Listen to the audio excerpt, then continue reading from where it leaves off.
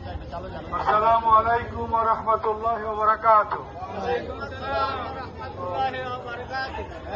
আউযু বিল্লাহি মিনাশ শাইতানির রাজীম। বিসমিল্লাহির রহমানির রহিম। আলহামদুলিল্লাহি রাব্বিল আলামিন। আসসালাতু ওয়াসসালামু আলা রাসূলিল কারীম ওয়া আলা আলিহি ওয়া সাহবিহি আজমাইন। সম্মানিত উপস্থিতি, আপনারা জানেন তেল, বিদ্যুৎ, গ্যাস কি সমস্যা। আজকে আমাদের কয়েক ঘন্টা মাত্র আমরা ঢাকা শহরে কয়েক ঘন্টা বিদ্যুৎ পেয়েছি। সারা বাংলাদেশে প্রত্যেকটা জেলায় জেলায় থানায় থানায় 1-2 ঘন্টার বেশি বিদ্যুৎ থাকে না। ঢাকা শহরে আজকে গ্যাস নেই, বিদ্যুৎ নেই। এই সরকারকে আমরা বলবো, যদি তোমরা গ্যাস বিদ্যুৎ দিতে না পারো, তোমরা গদি ছেড়ে দাও।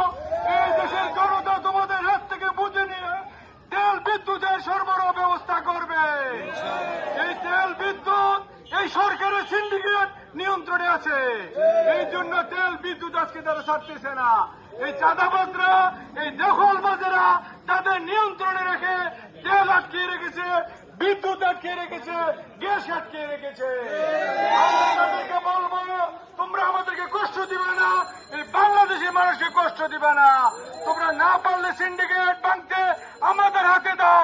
আমরা 24 ঘন্টা তোমাদেরকে এই দেশকে সরকার নরমাল করে ছেড়ে দিব ইনশাআল্লাহ। আসুন সম্মানিত উপস্থিতি, আজকে মাগরিবের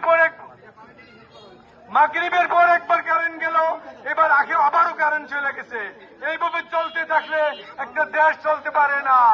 এবং মাদক সায়লাভ হয়ে গেছে অলিতে গলিতে। কারণ যতক্ষণ পর্যন্ত সরকার দলের প্রার্থী ছাত্রী নেতারা এই মাদকের বিরুদ্ধে কথা না বলবে, এই ছাত্রীরে দালালি খায়, এই ছাত্রীরে দালালি করায় এই মাদকদের টোকাই ছেলেদেরকে দিয়া, যতক্ষণ পর্যন্ত এই দলের সরকারি দলের লোকেরা এই মাদক নিয়ন্ত্রণের চিন্তা চেষ্টা না করবে, ততদিন পর্যন্ত মাদক বন্ধ হবে না।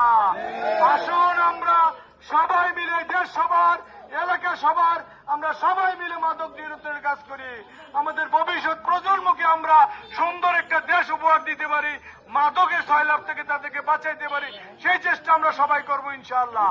আমার শেষ কথা হলো, আমরা এই দেশে গণভোট, গণরায় এবং হাভোট, আমাদের প্রধানমন্ত্রী হাভোটের ক্যাম্পেইন করেছিলেন।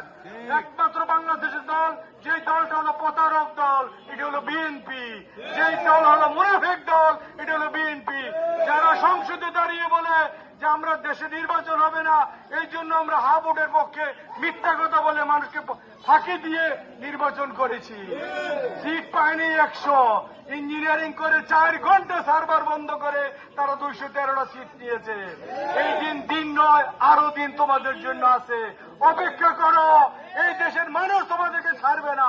70% গণভোট তোমাদেরকে মানতেই হবে, না মানলে এই দেশে তোমাদেরকে পালানোর পথ তোমরা পাবে না। আসুন আমরা তাদেরকে উদাত্ত আহ্বান জানাবো, আসুন আমরা সবাই মিলে এই দেশ গড়ব। বিদ্যুৎ এবং কারেন্ট, বিদ্যুৎ, গ্যাস, চাঁদাবাজি, সন্ত্রাস নিয়ন্ত্রণের জন্য সবাই মিলে আমরা কাজ করি। এই বলে সংক্ষিপ্ত বক্তব্য এখানে শেষ করছি। আসসালামু আলাইকুম ওয়া রাহমাতুল্লাহি ওয়া বারাকাতুহু।